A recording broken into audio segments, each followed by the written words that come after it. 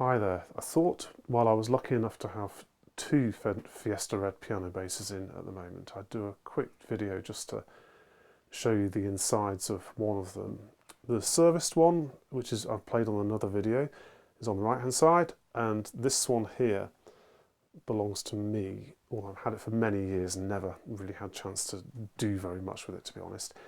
But that means we can take it apart. So right, let's get the lid off. As you can see, for those of you who've worked on Rhodes, that's not really a familiar harp. And conveniently, I've taken the first tine apart so we can have a look at it. So the whole assembly sits in this aluminium channel, which is mounted on the harp like that. And this piece of felt sits over the assembly, so it's insulated in the channel. The spring here sets the tension, so it holds the tine in place when it's adjusted, which is by this screw here, which that entirely controls the height of the tine against the pickup. The backwards and forwards movements, as the pickups are totally fixed, just here, is done through a screw that goes through this slot that mounts the whole assembly to the harp. It's not the best system in the world because these are self-tapping screws for metal, but they're threaded into wood, so eventually the thread wears out and then you can't get it to bite anymore, and the assembly it becomes impossible to fix it also at the other end. So I've used threaded inserts on the piano I've serviced and changed all the screws. I've changed all the adjustment screws because they rust into the tine, and you round the heads off and then the tine becomes impossible to adjust.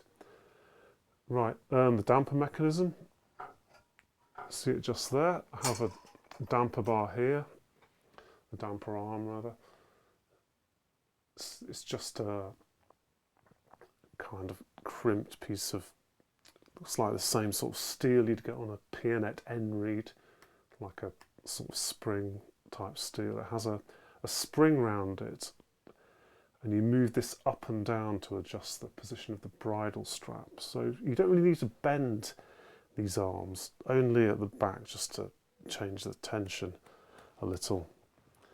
The actual damper itself sits on this bit of plastic and can be moved up and down the arm depending on where you want it to sit on the tine. So it's actually quite a good system. In some ways the later system I think was brought in to cut costs more than anything.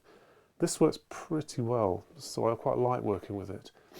I can't quite remember how it interacts with the sustain pedal. I did have a silver top a few years ago and did a lot of work on that. Obviously the problem we have with Rhodes and sustain bars is getting all the dampers to pull away at the same time and damp evenly. Anyway, right, onto the hammers. So quite not the same as the later hammers really. You've got a pinned flange. It's nice and not much movement there, not compared to the plastic hammers. Bridle strap, as usual, as you're used to, a hammer cam about the same shape as the early 70s plastic moulds, but with the felt on the cam this time.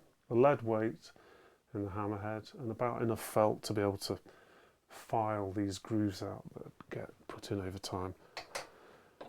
Name rail, these are aluminium and plated with something. Mine's obviously seen better days.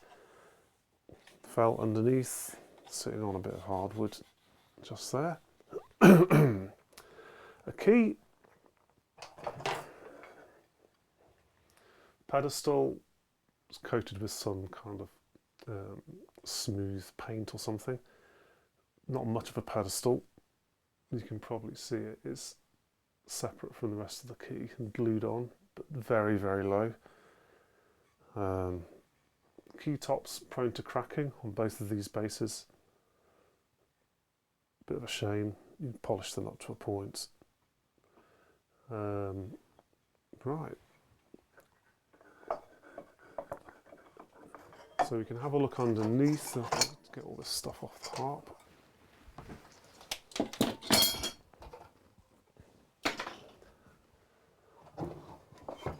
And lift the harp out. So you can see pickup rail, all the tines. I've got a few non-original ones. Nice. The nickel plated one in the middle is a later tine. Somebody's screwed onto one of the tone bars. It doesn't work so well because these tines are much more flexible than the ones in here. And I've got one breakage at the bottom, so I'm going to have to figure out a way of replacing that. I think I may have to actually get into metal casting or something, because I really can't see any other way around it. Kind of. One interesting note is that the tines on this bass, serial number 1206, are untapered. The tines on the serviced bass seem to be tapered, and they kind of follow the same profile as the later Raymac tines. So I'm wondering if they were made by the same company. I'm also wondering if these rows represent a point of crossover into the tapered tine design. I mean, there's not much distance, time between them. That is 1241 serial number, 1206. There can't be more than a couple of months between them. Right here you have the nice Fender Rhodes sticker, all the patents on it. Patents also on the harp casting. You can look these all up online, by the way. They're all in the public domain. Tone controls on this. I don't think that's original. There should be an extra pot next to it, which there is on the other one, which has lovely felt insulated wires like on the Fender amps of the era. Right, I think that's pretty much it. Of course, any questions, let me know. The service space is going to be taken away later on today, but I still have this, so if anybody wants any more information about it. One point, the control knobs, which are very, very nice thing, I think, but also impossible to get hold of. I have actually been able to take a silicon mold of these, so I can just about reproduce them. So if anybody wants any, please let me know. I might be able to make some for you. Right, hope you've enjoyed the video.